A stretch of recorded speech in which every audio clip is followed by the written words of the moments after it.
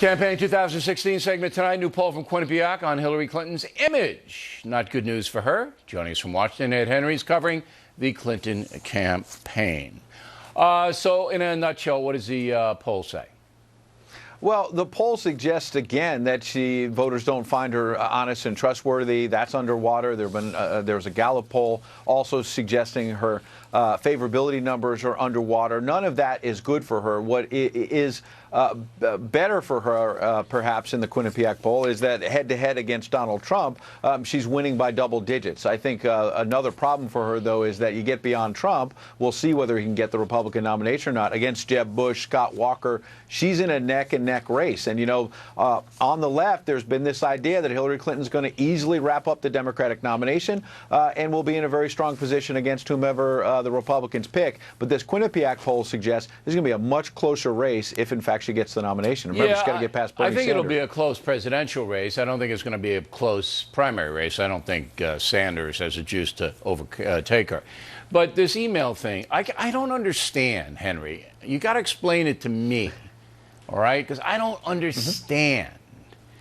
Every week, we report another thing about the emails, that there's an inspector general say this, and then there's more there. I mean, from your perch, is this a story that's going to bring down Hillary Clinton? Is she going to be prosecuted here? What is likely to happen? It's hard to say that, but is it possible that the Justice Department opens a criminal investigation?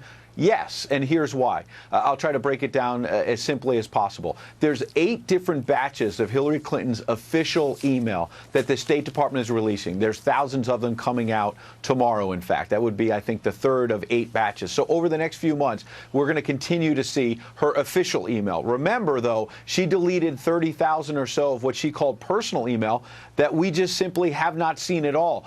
Do they still live on her server? Some experts say yes, some say no. The key here is, you mentioned 2 inspectors general, one for the Intelligence Committee, one for the State Department. They came out last week and said Hillary Clinton has classified information in that email server, contrary to what she said, number one, and number 2, because of that, they've referred it to the Justice Department for a security review, not a criminal review. That's been some dispute.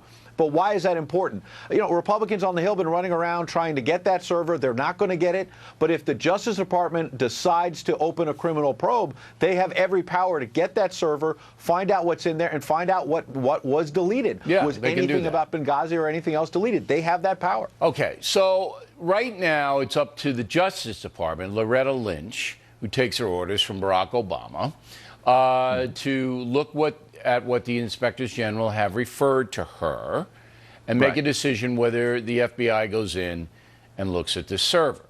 Now, you heard Krauthammer, you heard Hume. No way in hell. It's a politicized Justice Department. Obama's never going to allow it to happen. You buy that? I think, based on past experience, certainly when Eric Holder was Attorney General, the idea of a criminal investigation of Hillary Clinton would seem like a long shot. Here's the only reason why I think it's possible. Loretta Lynch, as you know, was a prosecutor there in New York, won praise from Republicans like Rudy Giuliani for being fair-minded, independent. I also endorsed her. She did a great job with the child rapists and things like that. But now she's in the big leagues. So I think there's a chance there. Here's the other big issue coming, and I'm going to give you a piece of information that hasn't been reported yet, which is who's watching this closely, not just her Republican critics, but Democrats like Joe Biden. I've learned that in the last week, Joe Biden's chief of staff, Steve Ricchetti, had a breakfast with Lou Sussman, who's a big Democratic money man. Why is that significant? Well, because the Hillary Clinton campaign found out about that. I've now confirmed it with Mr. Sussman. He tells me, oh, it was just a personal meeting. I've known Steve Ricchetti a long time. But Ricchetti is Joe Biden's top guy. Is Biden going out there and saying to these money men, can I raise the money quick? I'm looking at Hillary. She hasn't put this away. That's going to be a big question moving forward. All right. Ed Henry, everybody, thank you. Plenty more ahead as Factor moves along this evening.